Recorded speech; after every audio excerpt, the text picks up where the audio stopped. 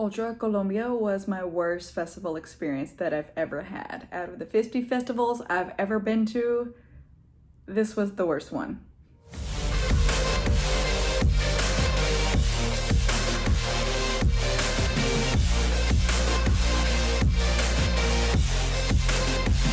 Hey everybody, welcome back to my channel and for another mukbang recap. It's been a while since I last did one of these and I freaking love doing these, getting to eat and talk about the most recent festival that I just went to.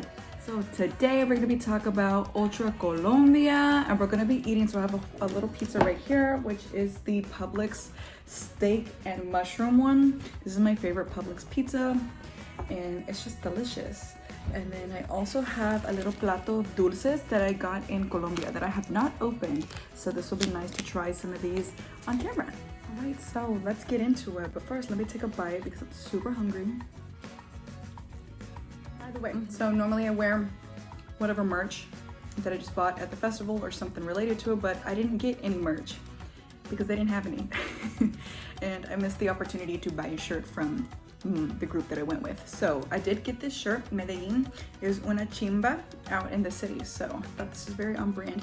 And I probably should be eating Colombian food for this, but this pizza will do. All right, so a little recap. I went to Ultra Colombia on Friday, October 7th. It was a one-day festival, and this was my first time in Colombia or Latin America in general. And this was announced, I would say maybe back in April or May, that they were having Ultra Colombia, and this was the first edition of it. And I was like, I want to go. And I've always had it in the back of my mind that I was going, but I didn't like book tickets, I didn't book a flight, I didn't do any of that until the week that I was supposed to go. So like I flew out Friday, I bought my plane ticket and booked my hotel on Monday, or I flew out Thursday. The festival was Friday. So I just always knew that I wanted to go. I just there was a lot of reasons why I didn't, and I'll link the part 1 of this series, and that kind of explains why I booked everything last minute. So I wrote down all my talking points, and I'm just gonna start at the top. So let's talk about transportation first. One of the biggest reasons why I was kind of like not nervous to go, but hesitant about going is because the website said that like it was advertised in like Medellin, Colombia, but it was actually going to be 45 minutes outside of Medellin.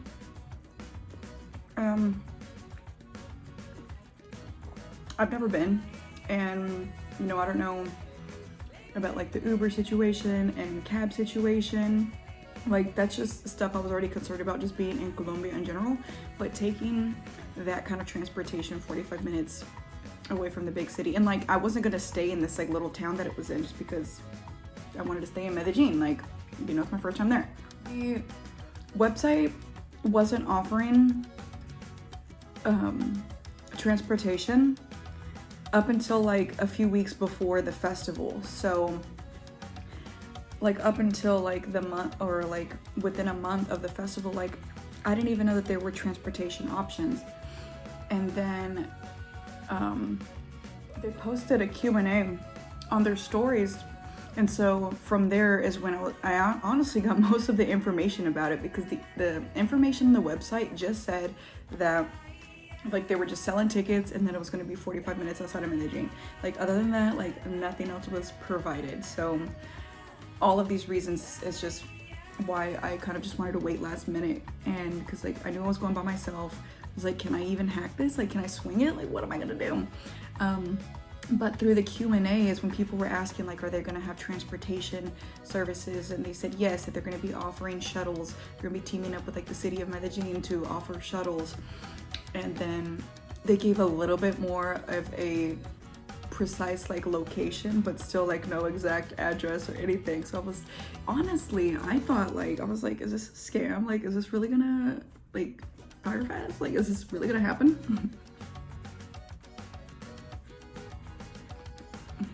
I freaking love this pizza. So every day, or pretty much every time that Ultra Colombia on Instagram would post, I would go and read the comments. And I saw a lot of people like saying, hey, we're renting a van. If you want to come, we got these spots left. This is for how much and this and that and the other. And oops, I was like, that's cool, but I don't know these random people. I'd be safe. But then I came across one and the name was Trance and Travel. And I was like, okay, this looks legit. And so I went to the page. I was like, okay, this is like a legit, like actual company. It's not just somebody that lives there in Colombia and just trying to round up people to go. So I was like, okay, I feel a little bit better about this. So like I messaged them, I was like, how much for one person? And they DM'd me and they were like, let's, you know, talk on WhatsApp. So I asked them, like, do you speak English? And I was like, sure. So then that's how I met Mauricio, the owner of Trance and Travel. And if you're watching this, again, thank you so much for everything. Every time I mention you, Trance and Travel and all that, I just want to say thank you because I'm so grateful. So Mauricio had a van that was going and would go to and from the festival, and I asked him how much, and for me it was like, as an American, it was $22 round trip. Like, that's epic.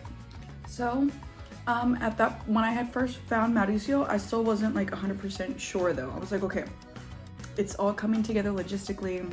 I finally, if I want to go, I have the transportation to and from, and I guess I don't really have to worry about the exact location of the festival because we'll all figure it out together. So I told him that I hadn't bought my ticket yet, and he was like, well, I'm selling tickets too, and they're cheaper than the ones on the website. So we'll talk about tickets in a minute.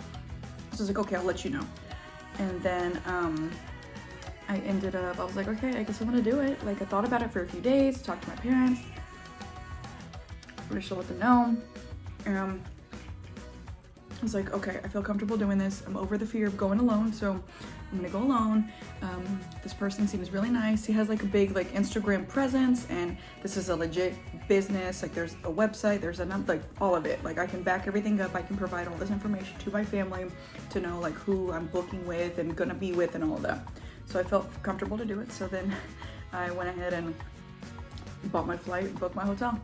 The week of the festival, so the festival's on Friday, I forgot like what day it was, but Ultra Colombia like put out an official announcement of their transportation packages, like a legit one, not just saying, hey, we're gonna have it, like where to buy tickets and all that. So they offered shuttles and helicopters. Like, I never saw the shuttles. I mean, I was already in the festival, so I didn't see, obviously wasn't gonna see if shuttles were pulling up or where they were, anything like that. So I never actually saw the shuttles. Doesn't mean that they weren't there.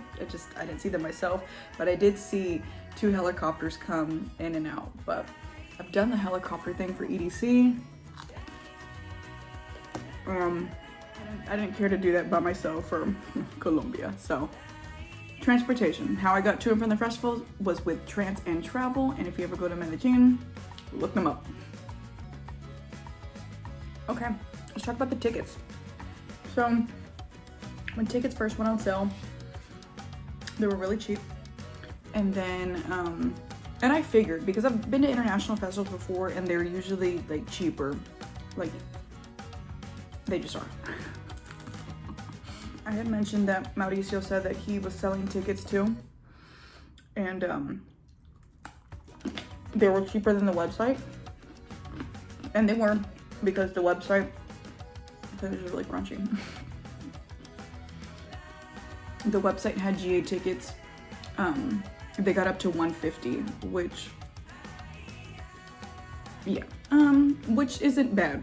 It is though. For the lineup, for like a one-day festival and the lineup like that, it wasn't crazy about, like $150 is pretty bad, I would say. But he was selling them for $70. So normally I'm so paranoid about buying tickets like secondhand. I never do that, never. But I don't know, something inside of me just told me to trust him. And I asked him a few questions because he told me that it was his friend that was selling the tickets. And so I was like, are you sure? Like, I just don't want to get scammed. It's like, he was like, no, it's fine. Like, I'm getting them for other people too. So I was like, okay, like this just feels good. Turned out, yes, it's the real deal. I got my GA ticket for like $70. And I'm glad, because the VIP tickets that they were offered on the website were like in tiered packages. And they also showed, like when you were buying your ticket, like a diagram of the venue. And so from the beginning I knew it was going to be one stage, so it was like one stage and like in the center, like if I can find a picture I'll put it up.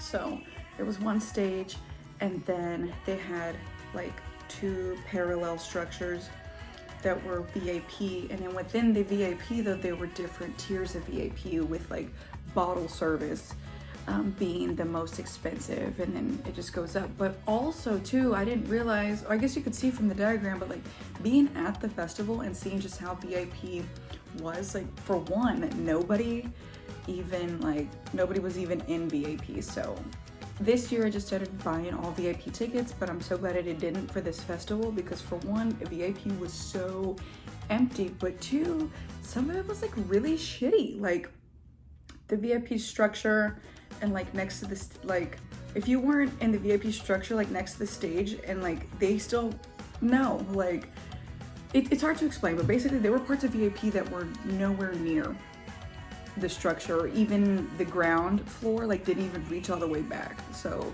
I couldn't even imagine paying VIP to be stuck in this like way back here, not even being able to see the stage. So the VIP setup there just looked awful, and it didn't look like they had any amenities. Like you were just on a raised structure. Also too, so 2 of the people in the group that I ended up meeting, they had VIP tickets. They never even went into the VIP. They're like, no, it's fine, there's plenty of room down here, like we don't want to go up there. So even the people that bought VIP didn't even want to go into VIP. Okay, let's talk about the lineup. So one day festival, so the lineup really wasn't stacked, and I honestly don't even care for these like big like headliners. Like they're cool, I've seen them all before, I really don't care. But I mainly just went to Ultra Colombia for like the experience. For one, I wanted to go to Colombia, and two, like I just like going and checking out international festivals. Even here in America, like I don't even wait half of the time to see who's on the lineup, just because for one, I've seen pretty much everybody I've ever wanted to see multiple times, and two, like I just love the atmosphere and the environment of being at a festival and meeting people and dancing. So I know it's gonna be a good time regardless, but like the lineup isn't so much a priority to me 10 years in as it used to be, you know, when I first started. So the lineup really wasn't giving to me, but I did, there's a lot of people that I didn't even, like all the openers, like I didn't even know who they were. But I discovered Martin Trevi. So I guess he's like a Colombian, like he's a local Colombian DJ. And like I had so much fun in his set, even though it was like raining at that point, which we got so much to talk about with the rain. But I just had so much fun at his set, and he mixed in so much like Latin music and all the artists too. So that's one of the funnest things about being at like Ultra Colombia, is that every artist there just mixed in so much like Latin music, and like I just appreciate that so much. Like, you know, I'm Latina and I just like the vibes and the music and the dancing, and it's just a nice way to like split it up. And lately too, I've noticed that more festivals are playing more like Latin house or something like that, so I really appreciated that. That was one of my top things that I really liked about this festival, was all the Latin music that was incorporated. Okay, so I've eaten like half of the pizza. This is the last slice of this. I have a few more talking points, and then I'm gonna get into this, because I could easily eat this whole pizza right now, but I need to start eating some of these dulces. But okay, all right, the venue. So I mentioned before, the venue was 45 minutes outside of Medellin, something called Rio Grande or Llano Grande, something grande. So that's where it was, and I don't know anything about Colombian geography, so I still really don't even paid attention to where it was. I was in the back of the van getting there. I just remember like getting dropped off on some side street and then like trekking for like 15-20 minutes. And I guess that was the only way like in and out of the festival. Like you get dropped off on this really busy street, and then you just have to like trek through some bullshit. I don't even know. So I already mentioned the exact location of the venue wasn't even announced until the week of. So that's why I was like, is this gonna happen? Like, if they're already building, maybe they didn't start building the stage until, I don't know. There's no excuses for this. Like, I'm still a little shook that I went, considering that nothing was set in stone until the week of. But I guess that's ultra for you. So back to the venue specifics. So it looked to me like we were just in some field, and I guess we were, because once you're like actually inside of the venue, you couldn't see anything like outside of it. We were definitely in some field, and it was very, very small. And you know, once I talk about the stage design, like I figured it was gonna be small just because it looked like there was only gonna be one stage from the website. And there technically was, like there was one big main stage and then a few like little pods. But the people playing with those pods weren't the people that were listed on the full lineup. So I guess they were just like local DJs, just, you know, out there just like as entertainment purposes outside of like the actual like main stage area. This was definitely the smallest venue I had ever been to, the smallest festival I'd ever been to, all of that. We're gonna start opening up the dulces now. It was easy to get around, I give them that.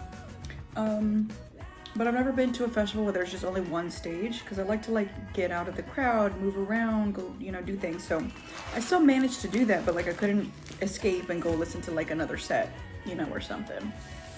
Something else about the venue, there was no merch. Like I brought up at the beginning of the, let's say the movie, of the video, they had no merch. And maybe because it was just a one-day festival, I don't know.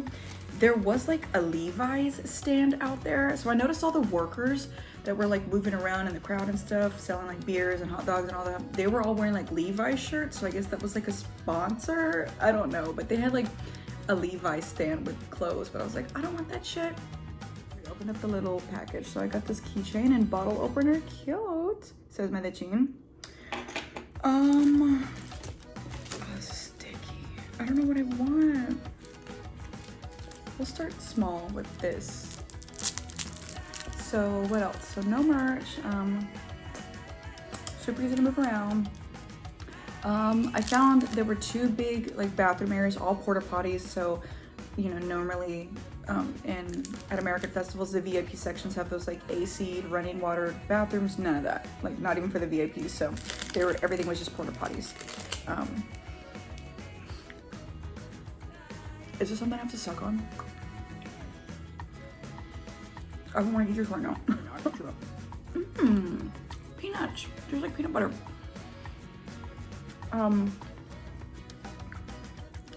There was a few like food spots, not that many, like a hot dog place, hamburger shop, the pizza place. They also built like into a cute little restaurant. That was really cute. And then I didn't realize it at the time. There was a huge building with, to me it looked like workers coming in and out of there. So I never went in there, but apparently that was a full-size restaurant too. So they had that. But I feel like they didn't have enough food options, because later on in the night, when I came out of the crowd and like would see that all the, okay, what is this? Hang on. Pulpa de tamarindo.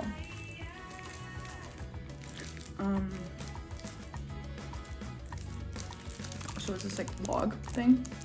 Okay, so I found out later, like the very few food options they had just had the longest lines. So I only ended up eating once for a number of reasons. I did eat a hot dog in the crowd. That shit was so good.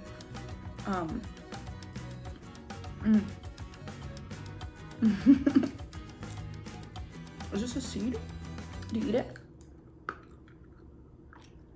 Why would they make this? We can't even eat the seed. So I did eat a hot dog there. That was the only thing that I ate there that whole festival. Like, I can't believe it. I eat like 2 to 3 times sometimes at festivals. But in the crowd, they were walking around selling hot dogs. So I got one. So good. Like, she handed me the hot dog, and I saw in the basket there were like shoestring potato fries, and it looked like, you know, mayonnaise and mustard and ketchup. And then I thought like the shoestring fries were just like shoestring fries or potato chips, whatever.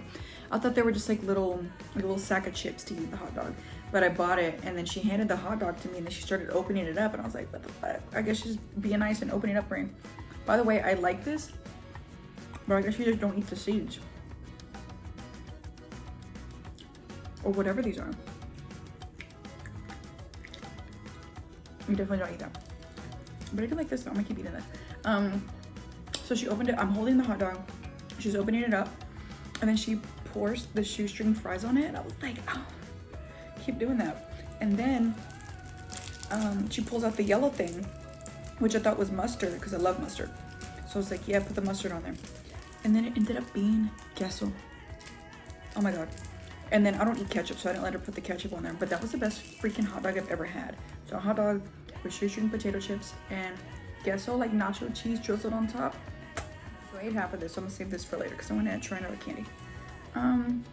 So that was the only time I ate because the weather. Because of the weather. So let's talk about that now. So now I'm gonna open up this copila. Again, I don't know what any of it is. So I knew it was gonna rain because my friend told me to come prepared that it rains pretty much every day. So like I took an umbrella and I took a poncho and I was prepared for the rain. I was not prepared for cold weather though. So I take responsibility for that. All right, a copila. Oh, it's just soft.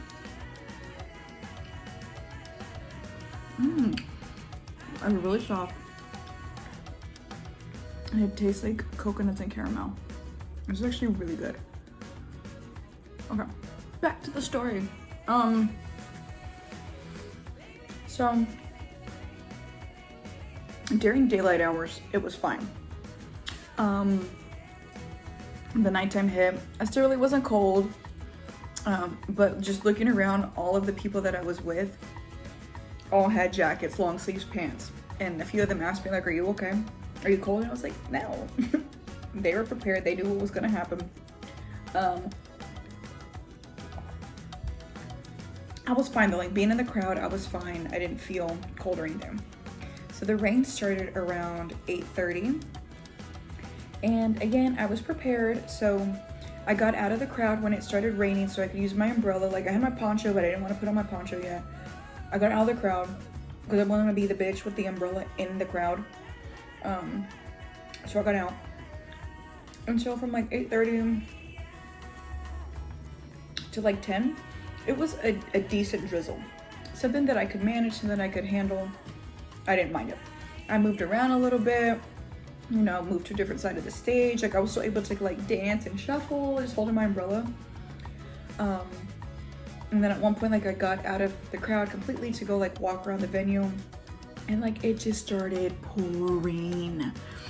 And the floor, even before even coming in the festival, the floor was already destroyed just because it rains there every day. So like all the mud was just all stirred up and the grasses were wet. Like the floor was already ruined before the festival even started. But once like it started really coming down, like that floor was fucked. Now we're gonna try. This was really soft. Fabrica de Bocadillos El Ruiz. It still doesn't give me any indication of what this is though. Maybe that does, I don't know. Okay. So, like right before 10, like it started really coming down and there was nowhere to like really sit. There was nowhere to sit at all unless you were eating in like the pizza shop, or I guess the restaurant that I didn't know existed, or the few places that had like covered with bars. I filled up so quick once the rain started coming. And there were a few like buildings, like I'm gonna try to put all these clips in here. There were a few buildings with like ledges, and so people were just standing under all these ledges.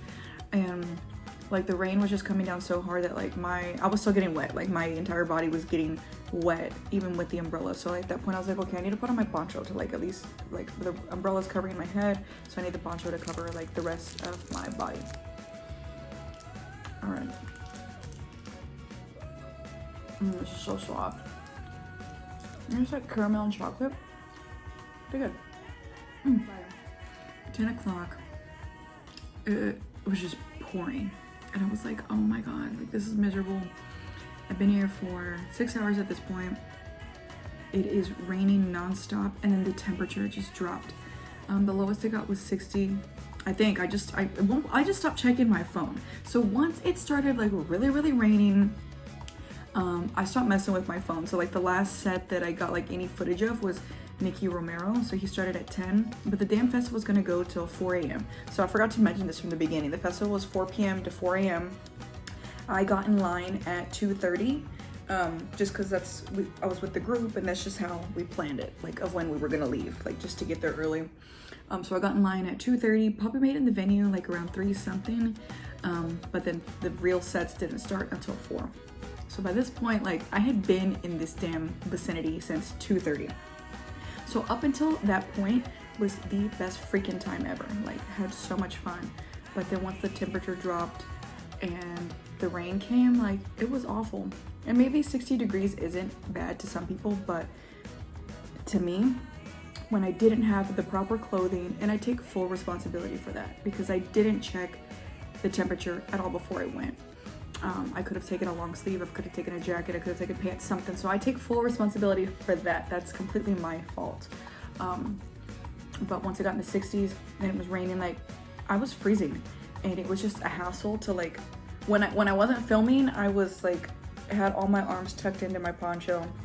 And so it was just a hassle taking my, you know, exposed arm out and in the rain and trying to film. So like by 10 o'clock, I was just done filming. I just couldn't do it anymore. So, I had tried to go find places to sit and there wasn't. So in that process of trying to find places to sit, like I don't know how many freaking thick ass muddy puddles that I stepped in, that both of my feet, like I was ankle deep in muddy water. Like the awful feeling of having your feet soaking wet, like trapped in soggy shoes, is awful. So this thing is like already open, but like it was in the package, you know, like it had the package on it. Should I try it? This one has no words on it. There's no indication. I'm just gonna try like a little bit. It's like pure caramel. And I don't like caramel like that. So not only was I really cold and getting wet, even though I had a poncho and umbrella, the freaking umbrella was leaking on me. Since when is that a feature of an umbrella? I was just still getting wet. Instead of my poncho was wet, I was just wet. And once my feet got submerged ankle deep in muddy water, I was pissed. I was so mad. And so this is where I kind of like put the blame on Ultra, because for one, you had it out in the field. Like if this is the normal weather of October in this part of town or this part of the country, why would you have it outside like that if it rains every day? Like, was there not a convention center? And if there wasn't, fair enough. But again, if you are well aware that it rains every day in this area, why didn't you build a covered structure? There's plenty of festivals that have covered structures or tent-like things. Like, I've just been in covered structures before, so why wasn't that a thing? And still, if you couldn't do that, why didn't you put like hay down? So somebody mentioned this on my, you know, TikTok, hay down, like in all the muddy areas. Or there were parts that had like makeshift sidewalks, like blocks like connected together. Why did you put those down all over the floor? So this is where I put Ultra to blame for this, or the city. I don't know who to blame, but somebody just should have put that together better. Like, if you're gonna build a festival out in a fucking field where it rains every single day, like, you could have taken so much more precaution, protected the floors better, put down a floor, built a structure, something. Maybe the last one I'm gonna try, just because I'm getting full. Actually, I want to finish this whole thing. I'm getting full, and I'm just sitting here eating Colombian candies and pizza. So yeah, once the rain came, it was impossible. I was freezing, I was cold. There was nowhere to sit. So this is part of the reason why I didn't eat again, because even if I did want food, for one, the food lines were just way too long. But once I did get it, it's raining. There would be no way to eat something and hold your umbrella at the same time, because there was nowhere to sit. like other than like the pizza restaurant, but there was just nowhere to sit. There were no picnic tables or anything like that anywhere, and you can't sit on the ground because it's fucking muddy and it's wet and raining. So the lack of planning there was also really, really shitty. So I didn't like that, so I just didn't eat again. But I was too busy shaking like a chihuahua, like I didn't even want to eat. So it didn't really matter. So by like after like 10, after standing around during Nikki Remember set and trying to get like some video or whatever, everything was just hurting. Everything was hurting. The feeling of just standing in my soggy wet shoes was awful. It was just like peanut butter and jelly, but I know it's not. So I was like, I need to figure out something. Like I need to go find somewhere to sit. Like I even considered buying another poncho and just putting it on the floor like as like a tarp to sit down on. But I found a plywood, and I'd seen other people sitting there. So I went and sat there for 5 fucking hours. I'm not lying. I'm not exaggerating at all when I say that I sat there for 5 hours. Festival ended at 4, and I sat my ass there until like 3:30 when I finally found somebody in my group, because like it was just impossible to walk around. What is this? Let me open up the whole thing. At one point I did, okay, so not a full 5 hours, because at one point I did get up after sitting there for like 2. I was like, let me walk around, maybe it'll feel better when I'm dancing. No, the second I got up, I was uncontrollably shaking and just like getting even more wet, because it's not like the poncho covered all the way down to my ankles or anything. So I went back and sat, and it just made me feel better. I wasn't shaking so much when I was sitting there, but it also just wasn't putting pressure on like my wet feet, because I would like cross my legs, stand up. However, the plywood it wasn't covered, so it was just collecting water and water and water. So my poncho didn't cover me sitting down like I thought it did, but it didn't. So my shorts just soaked up all the water. And it's not like just the back, like the part that was sitting down. No, like this water spread, like it was soaking it up, so they were spreading. So by the end of it, like I only had 2 like dry slivers. Like the water reached all the way up to my back, like all around and in between my everywhere. My entire shorts were soaked. This is so sticky. I just need to get into this. Let me try it. There's no way I'm gonna be able to eat it. It's really chewy.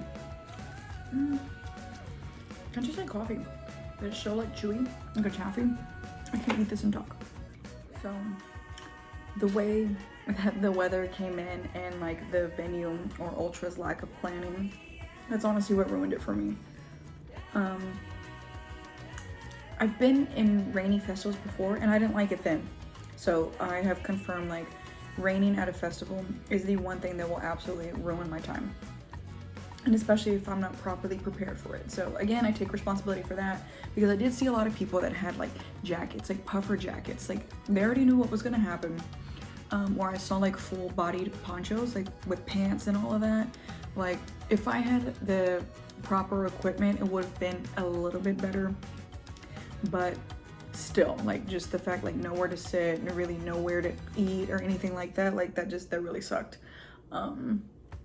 So it was awful. Like I really hate to say that this was the worst festival experience I've ever had, which in turn makes it like the worst festival I've ever been to. Like it sucks because it wasn't all bad. The people that I went with was the best part of this whole experience, hands down.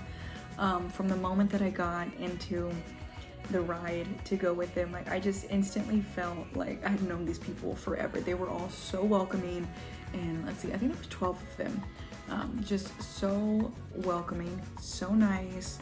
They felt like truly like lifelong friends. Like as soon as I got in, they were like, take a shot, and I know like to be safe, like I shouldn't be just taking shots like that with strangers, but like I just felt good about it. Like I didn't have any kind of like negative feelings or like gut feelings or anything like that, and all my instincts were right. Like these people were amazing.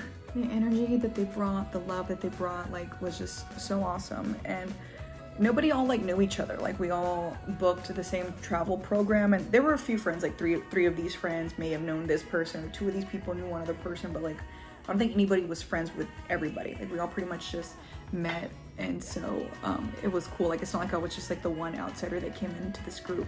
And I think that they're all from Colombia. I think maybe a few are from like other countries, but they're all like Latin American. So they were the best part, and up until like it even started raining, it was just so much fun. Like, I'd never been to a festival when doors opened. This was my first time, or even like before the first set goes on, this is my first time, but it was just so much fun. Like, I got so many good like dance videos, like just the energy. We were just all dancing together and just having a good time. And so the rain came and honestly just ruined it for me. And that sucks to say, just because Ultra Colombia wasn't an entirely bad experience. And you know, my friend Henry, we were talking about it when I got home. He was like, okay, so like, what would you rate it? If it didn't rain, what would you rate that festival? And I was like, probably a 7. Like, it wasn't the funnest festival I've ever been to with the best, but it was still I just had a good time up until that point, or up until like the rain and cold and sitting in a puddle for 5 hours. So yeah, I'm very thankful for the people that I got to meet, because if I didn't meet those people and then I had the ending experience that I did, like, I don't even know what I would be thinking, like regretting every decision I ever made to go into Colombia. But thankfully, the whole festival wasn't entirely shit. Like, I'm glad half of it, with it being a 12-hour festival, like, and me staying that whole time, the first 6 hours were cool, but the last 6 hours, if I could have left, then I would have. So I guess we'll talk about that really quick. I couldn't leave because I was with that travel group. So in any other circumstance, after being in the rain for 2 hours, like, as soon as my foot like got in that muddy puddle, like, I was ready to go, but I couldn't. With it being 45 minutes away from like my hotel, for one, like, I just didn't feel comfortable like in a cab or an Uber by myself at 10, 11 at night. Even if it was during the day, like, I probably wouldn't have just felt comfortable. So I couldn't leave. For one, like, and I thought about it, I was like, okay, are you gonna sit in this cold and shake here like a chihuahua for the next 4 hours, whatever, or risk your entire life and your safety to get the hell out of here? And at one point I thought, I was like, okay. But then I was like, wait, that trek that I took to get in here, like, walking out of the venue to even get to transportation was a lot, like 15-20 minutes. Like, I wouldn't have even have felt comfortable making that walk by myself. And it turned out like I was right. Like, when we were all leaving as a group, I was like, there's no way I could have done this. Like, there's just no, some of the streets weren't even clear of like which way to go. So there was just no way for me to get out of the venue, you know, safely and soundly and comfortably. So I just had to sit there and wait. And the plan for the group was to leave at 4 a.m. So I just had to sit there and wait. So yeah, that was my full Ultra Colombia experience, the good and the bad and the very, very ugly and wet. Meeting the people was the best part about it, and the first 6 hours of the festival was cool, but the last I could have entirely done without. Would I go back? No. I would go back to Colombia and other places in Latin America, but I'm cool on Ultra Colombia. If they have it again, like, no quiero ir. So let's see how I did with the food. So I have these candies left, which I didn't want to eat them all sitting here in one sitting. Anyways, like, I want to like enjoy these, but I did have half a pizza. I could eat more, but I'm gonna try to save this for later. So that's it. Thank you guys for watching, and let me know what festivals that you're trying to go to around the world, because that's my thing. Like, I want to keep going to all the festivals around the world. So let me know, like, what country you're from, if you're in a different country, where I should go, what's your bucket list, like, international festival, because like, I love this is what gets me going and excited. So thank you guys for watching. Don't forget to check out the rest of the videos in the series. I'll link the whole playlist up here, And follow me on Instagram and TikTok at electric_Ollie. Bye.